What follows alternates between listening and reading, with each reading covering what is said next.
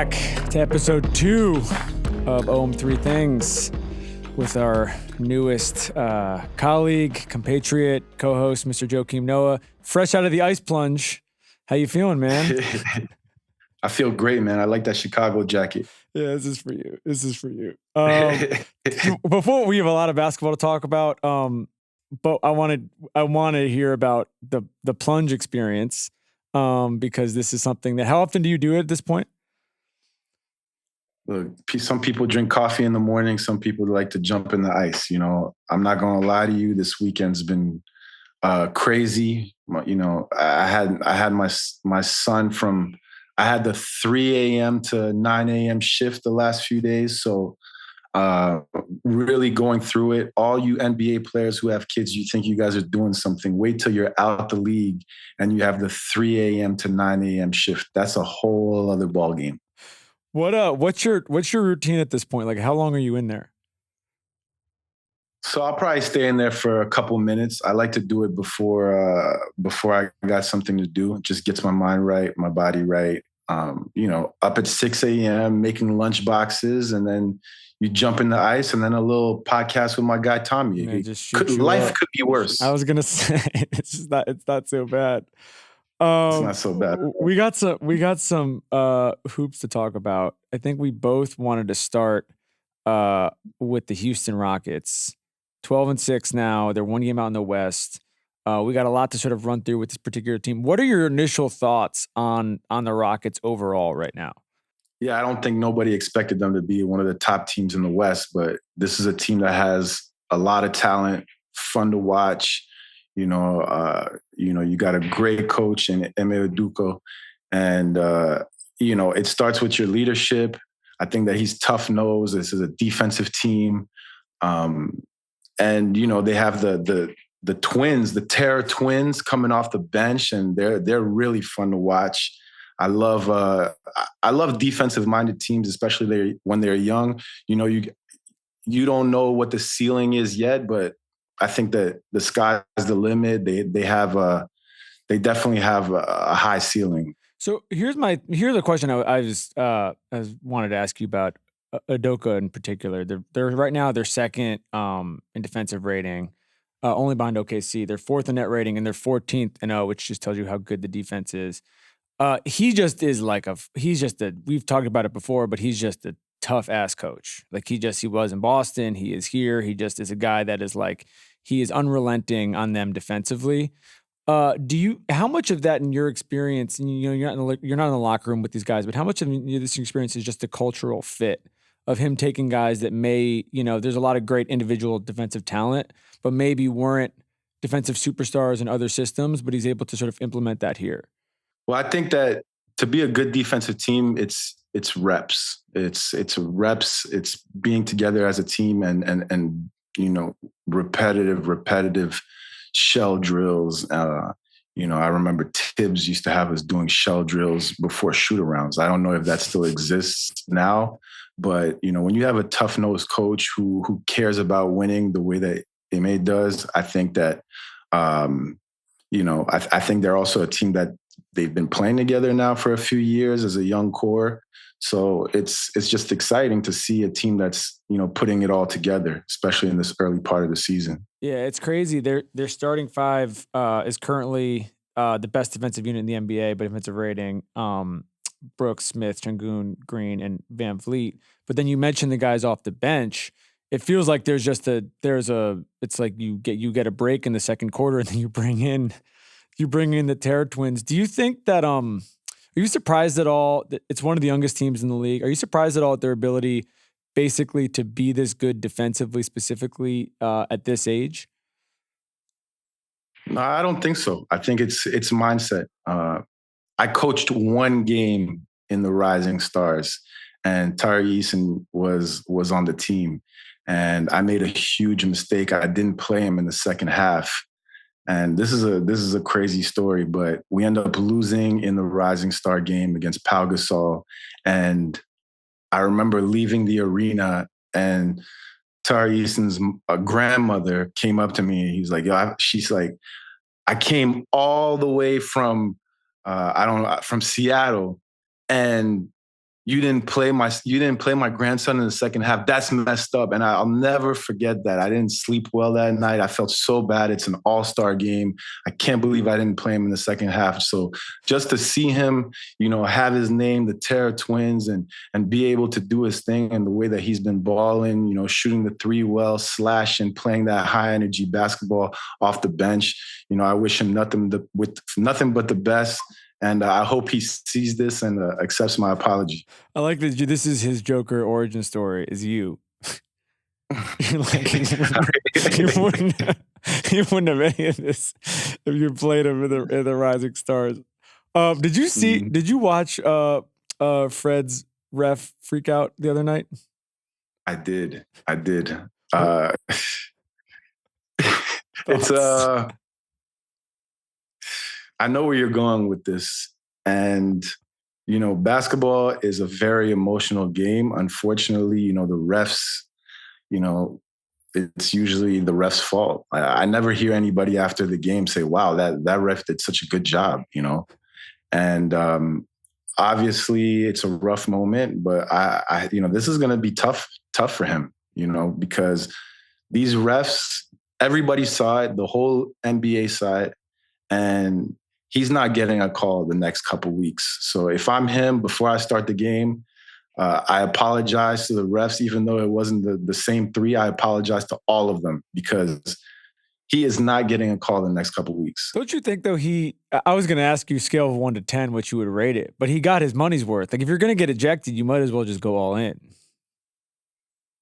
Yeah, it sounds good on a podcast, but you still got a game. You got a game in a couple of days, and those refs are not going to be happy about it. Yeah. I had a similar situation, where I cursed out all three refs, and I didn't get a call. So I didn't get a call for a little while. So I got a lot of love for it. I even saw it as soon as the situation happened, everybody's sending me the video from 10 years ago when I had a similar situation with the referees against Sacramento.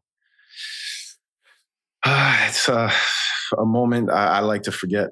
I think you're very wise. It's a very astute lesson of just like everybody makes mistakes. Everybody, loses their cool at various points. And if you make it up to people on the back end, I feel like you can make it right.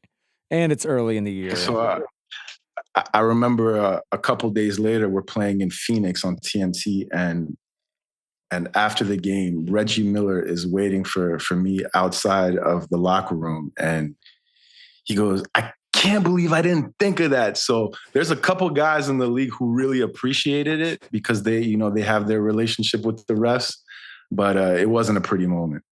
Yeah, it's just experience. It's like anything else. Sengun, before we move on, I wanted to get your thoughts on Sengun overall. He's obviously one of the great young talents in the league. But he's also just sort of like one of the faces I feel like, and we're going to get to Jokic in a minute. There's been a lot of sort of comparisons to him as like a baby Jokic, which is, a lot to put on somebody. But just he's like one of the young faces in the league in terms of the young big men and how they play differently. And, and in certain ways they emulate a lot of things that you did from just, being able to run the entire offense through him. Are there things about his game in particular when you've watched them play or watch him play that you've liked to see? I mean, I think that with Sengun, it's just unbelievable skill set, and he's blessed to play with Jabari Smith, who spreads the court for him. So he's playing in space. I think that he's somebody who can really pass the ball, dribble, handoff, but finish with both hands. He's just very skilled, and he's built like a tank. So young player, and I think that I'm really looking forward to see him do his thing at the next level in the playoffs and playing in those big games. I want to switch to Joker for a second, but I think the question I have for you with all of these guys who are the bigs who can pass like this is, when you're coming up, how are you basically like making your calculation of, look to score first versus look to play make? Like, what do you feel like it's obviously going to be different in every situation depending on the opponent and the circumstance and everything like that. But do you almost feel like for the sort of new generation of bigs, you're better off sort of like learning to almost being like a pass first big and then getting your buckets down the line? No, I mean, first of all, we're all very different players. For me, I wasn't scoring, at the same tape. So um, I think it's about making fast reads, being instinctive, and you just when you're a passing big, it just makes everybody around you better. So being able to make quick reads off the dribble, handoff, knowing where you're going to get your easy buckets from. For me, it was different because I was rolling off the handoff. Those guys are popping more. So I just it's such a fun thing. Like people don't being able to have the ball in your hands and being able to make decisions. It's great. You just have to make them quick and make sure that your defender is off of you because it's all about being able to play off your teammates and knowing their tendencies. How do they like to shoot the ball?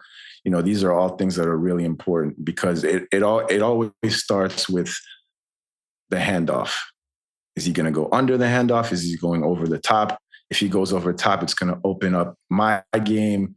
So just understanding the nuances of having the ball in your hands and being able to make plays.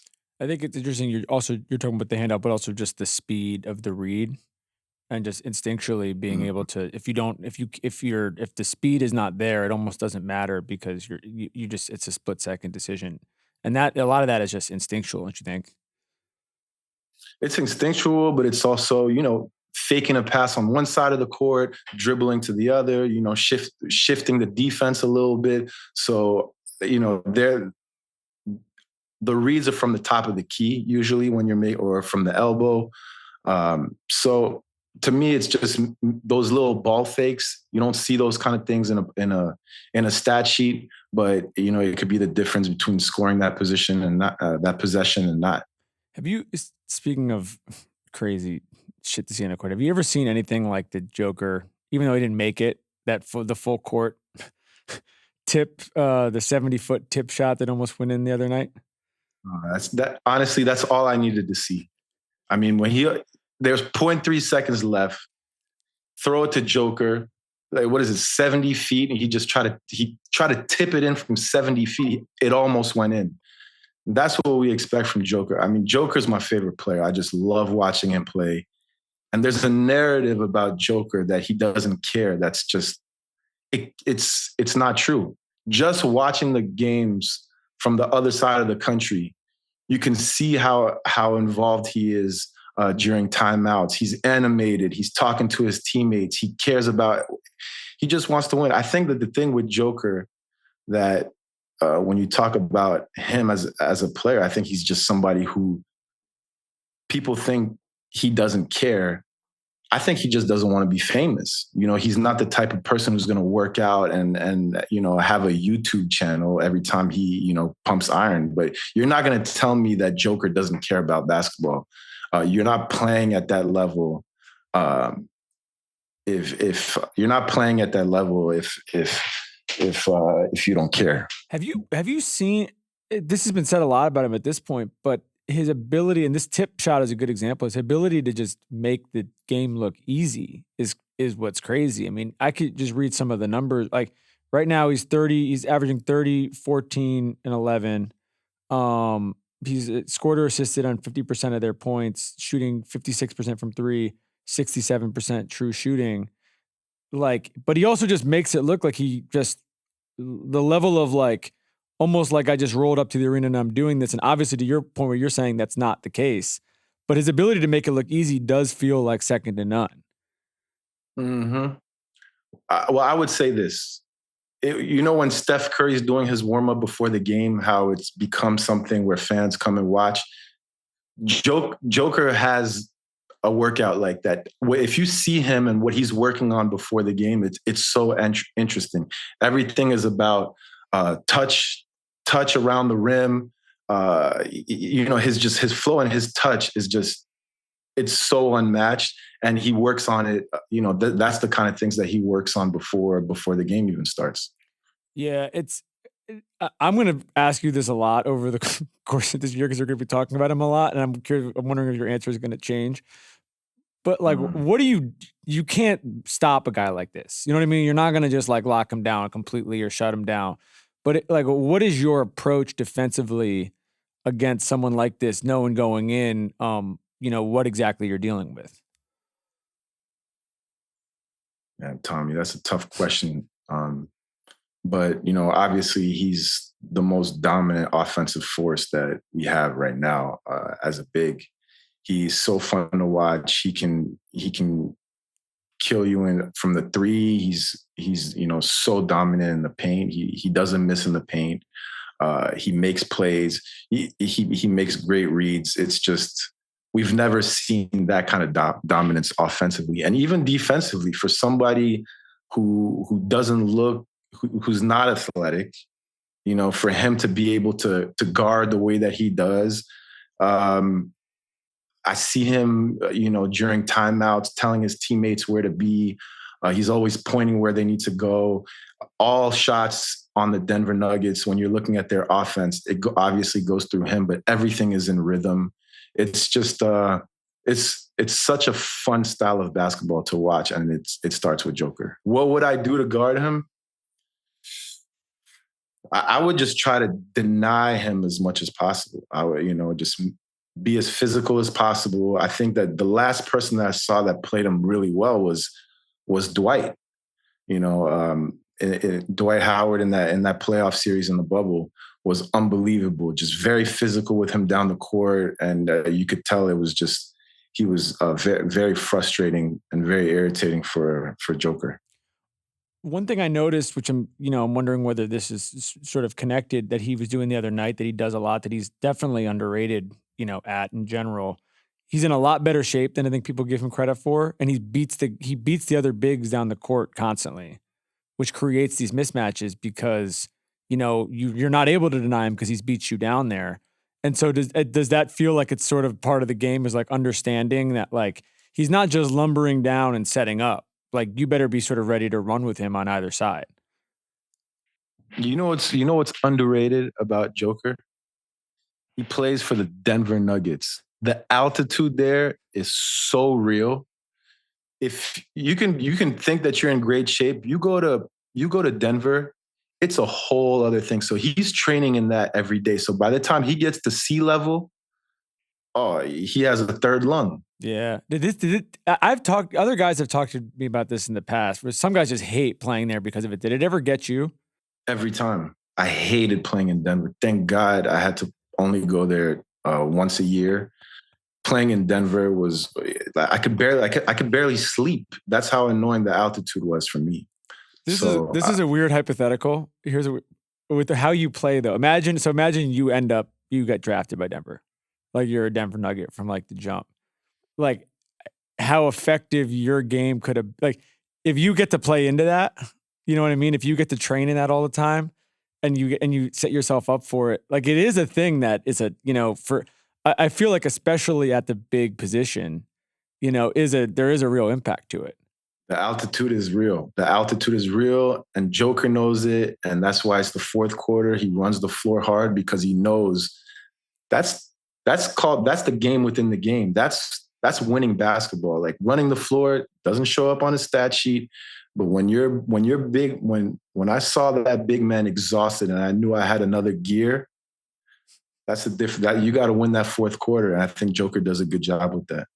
One thing before we get to our last topic, we should shout out to Denver's 9-6, and a lot of he's been incredible as we talked about, but a lot of their other guys have been great. Russ is shooting 36% from three. Christian Brown 46% from three. Peyton Watson's been really good. They're 13th in team defense right now, but it feels like if that goes up, we may be talking about them, down the road as another team that's going to be playing in June. So I feel like it's going to be fun to watch. For sure. And, big shout out to Russell Westbrook.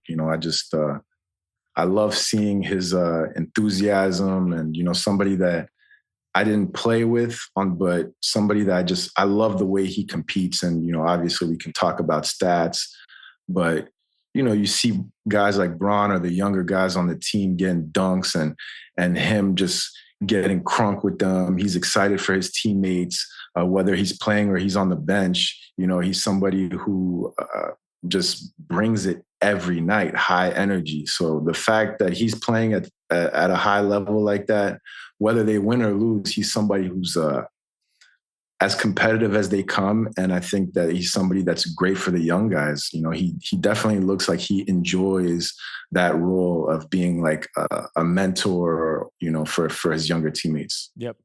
Last topic, which we wanted to hit because we didn't hit them last week, was the Knicks. They're second best offense in the league right now, 120.9 offensive rating. Sometimes they look, absolutely unstoppable.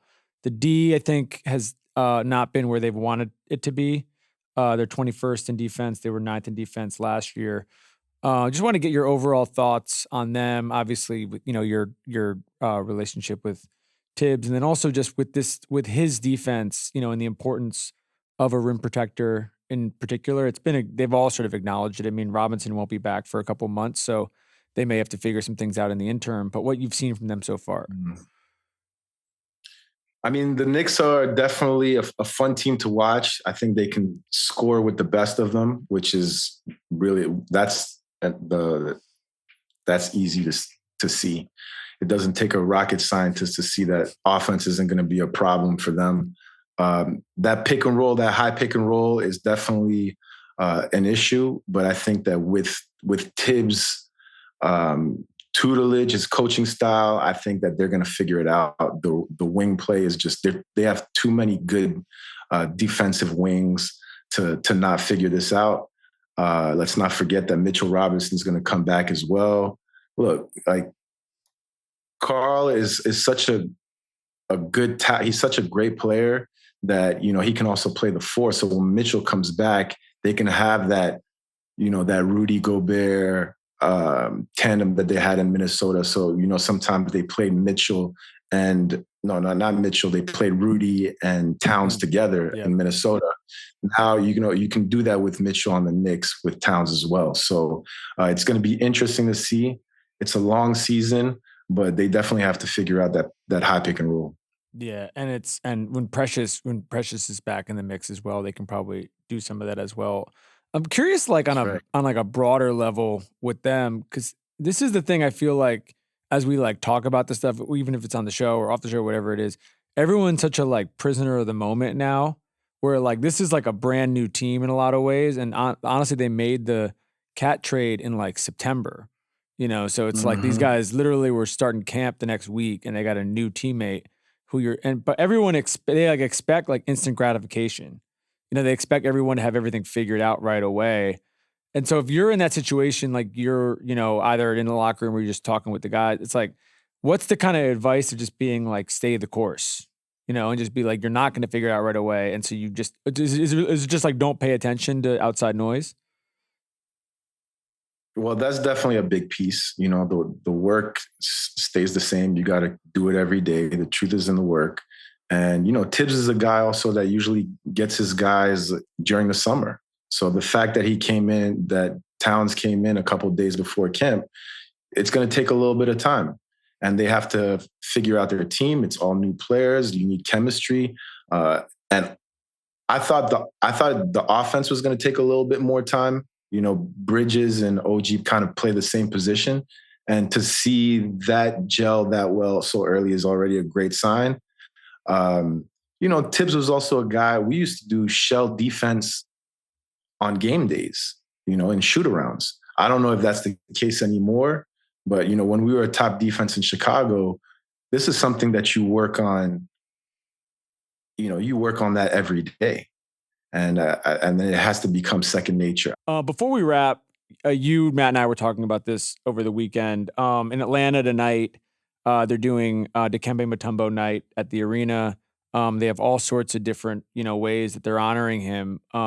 You've talked a bunch, in the last few months about your relationship with him and how much he's meant to you and your life overall and the work that you've done and are working on, everything like that. But just wanted to, kind of like, hand the floor over now for us to close it out with this, and just, let everyone know that this is happening tonight in Atlanta. Well, this is a big day in Atlanta. I think they're going to show Dikembe and give him his flowers tonight. Atlanta is his adopted city. That's where his family's from. I was able to go to the funeral and see everybody over there. But for them to give him his flowers, well deserved. I'm really excited. I'm definitely tuning in to watch that game. Since I retired playing basketball, I was able to invest in a league in Africa with the NBA, BAL, and NBA Africa, and I got to spend a lot of time with Dikembe. As great as he was a hooper, he was an even better human. What a great person to have around. So inspiring. Obviously the work that he's been able to accomplish in Congo. Building a hospital. I've been to Kinshasa before. This is a country with the most natural resources in the world, but one of the poorest countries in the world as well. And what he's able to do and what he means to his people over there, nothing but admiration and inspiration from him and from Dikembe. Nothing but love for him. And he's somebody also who had such an unbelievable career. Obviously lived in Atlanta, but just never forgot about his people. And just really big respect, and we'll definitely be tuning into the Atlanta game, and hopefully his family's there and sees the legacy that he left behind. Well said. Happy Thanksgiving to the new members of the family, Joe. We will see you next week. Sir. Respect, guys. Thanks for having me.